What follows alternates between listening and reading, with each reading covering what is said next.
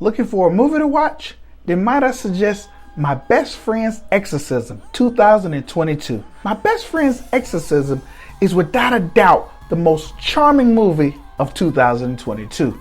Now, if I had to describe it, it would be part The Exorcist, part Jennifer's Body, part Stranger Things, and part The Sandlot, all tied up into this 80s presentation.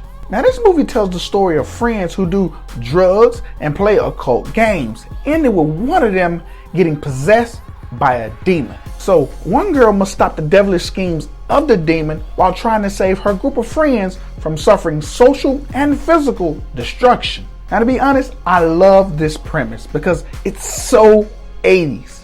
I mean, parents of the day believed that drugs had connection with demons and the occult.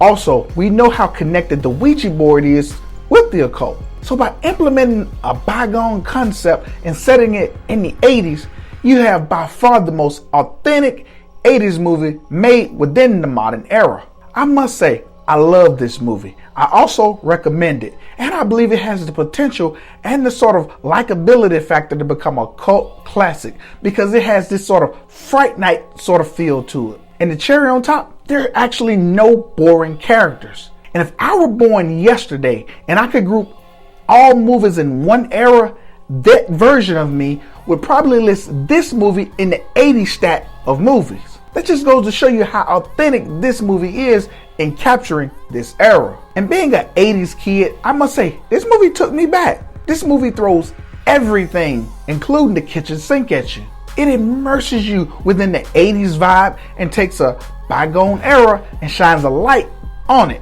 And it then takes that light and then celebrate the entire concept. And I have to be honest, this is more than an exorcism movie. It's also very character driven. I mean, you'll fall in love with the characters because they each represent a part of the times. But what I love most is how they play with all of these values and concepts of that time. The fashion, it's on point. The cultural references, perfection. I mean, you have religion, old school values, era appropriate drugs, era appropriate attitudes, superstitions, hobbies, and music.